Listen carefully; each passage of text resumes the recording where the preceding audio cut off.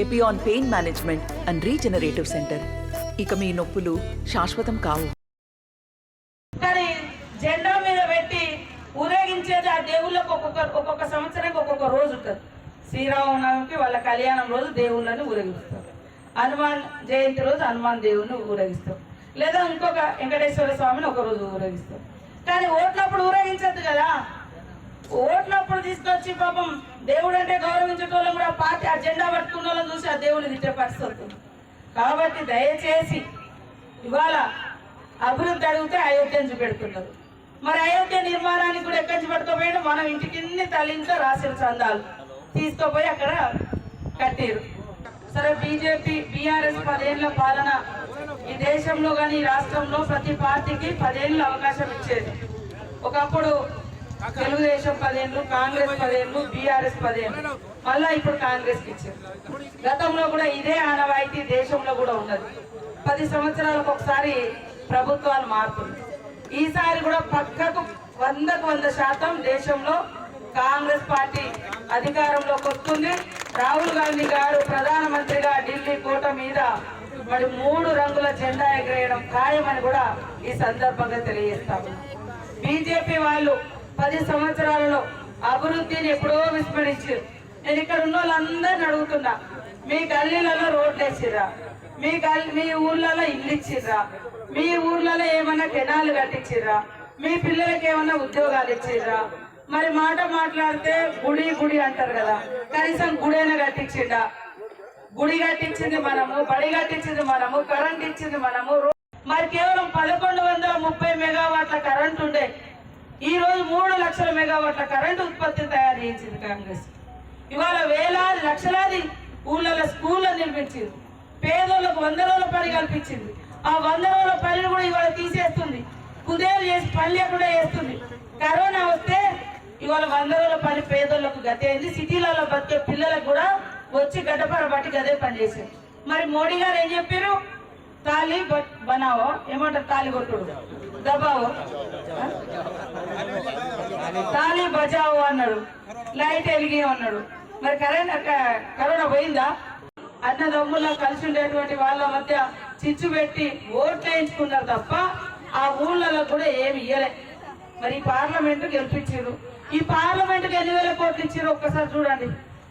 వాళ్ళు రాష్ట్రంలో గెలిచిన 4గిట్లో ఈ ఎస్టీ కాన్స్టిట్యున్సీ నుంచి కూడా వెనుకబడ్డ మరి అనేక ఆదివాసీలు, గిరిజనులు, మరి హరిజనులు, దళితులు, బహుజనులు, మైనార్టీలు, అన్ని వర్గాల ప్రజలు ఉన్నారు.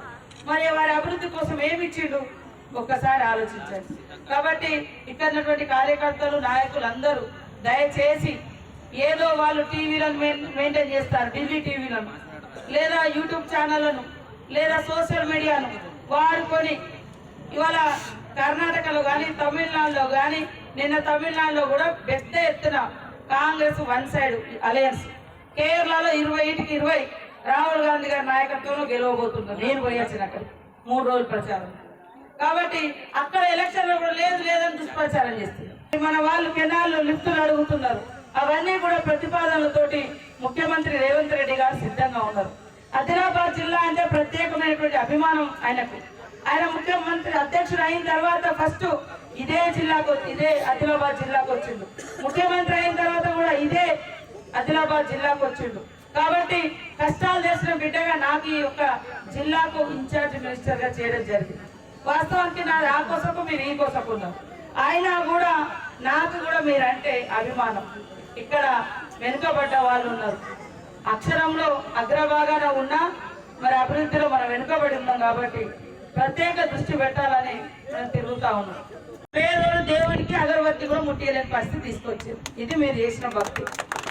కాబట్టి దేవుణ్ణి గుండెలో పెట్టుకుందాం, గుడిలో పెడదాం. కానీ ఎన్నికల ఎజెండాలో దేవుళ్ళ తీసుకురాకూడదు అని బీజేపీ నాయకులకు నేను తెలియజేస్తా ఉన్నా. అదే కాకుండా మేము అభివృద్ధి అడిగితే మాకు అక్షింతలు ఇచ్చారు. ఉద్యోగాలు అడిగితే రాముని అయోధ్యను చూపెడుతున్నారు. కాబట్టి రాముడు ఉండాల్సిందే, దేవుడు ఉండాల్సిందే. అక్షింతలు ఏ ఊరోళ్ళు ఆ ఊరోళ్ళు కలుపుకొని మొన్ననే రాముని పెళ్లి చేసారు, సీతారాముల పెళ్లి. కాబట్టి దయచేసి అభివృద్ధికి నిధులు ఏమి ఇచ్చారు మీరు చెప్పండి. ఇవాళ మమ్మల్ని 3 నెలలు కాలం మేము వచ్చి ఏదైనా మీ గ్యారెంటీ అంటారు. మరి మీరు 10 ఏళ్ల కింద అధికారానికి వచ్చేటప్పుడు ఏమన్నారు? ప్రతి సంవత్సరం 2 కోట్ల ఉద్యోగాలు అన్నారు. కాలా ధన్ లాతాము జన్ ధన్ ఖాతా మే ధన్ ధన్ 15 लाख దేతా హూ అని అన్నాడు. 15 लाख కాదు 15,000 పోయి పోరాడినందుకు కేసులు మాత్రం పుష్కలంగా ఉన్నాయి. కాబట్టి ఇవాళ ఒక అవకాశం కాంగ్రెస్ ఇవ్వండి. 34 సంవత్సరాలు అవుతుంది రాజీవ్ గాంధీ చనిపోయి, రాహుల్ గాంధీ తండ్రి చనిపోయి. కాబట్టి మరి అప్పటి నుంచి ఈ రోజు వరకు వాళ్ళ కుటుంబంలో ప్రధానమంత్రి అనే పదవి లేదు. కేవలం ఎంపీగా నిలబడ్డారు. కానీ దేశం కోసం ఇల్లు కట్టించారు, కానీ వాళ్ళు సొంత ఇల్లులు కట్టుకోలేదు. ఇవాళ మోడీ గారు వేసుకునే సూటు బూటు చూస్తే లక్షలలో ఉంటది. మరిన్ని వీడియోస్ కోసం ఛానల్ ని సబ్స్క్రైబ్ చేయండి. లేటెస్ట్ అప్డేట్స్ కోసం వాట్సాప్ ఛానల్ ని ఫాలో చేయండి. అండ్ లింక్ డిస్క్రిప్షన్ లో ఉంది.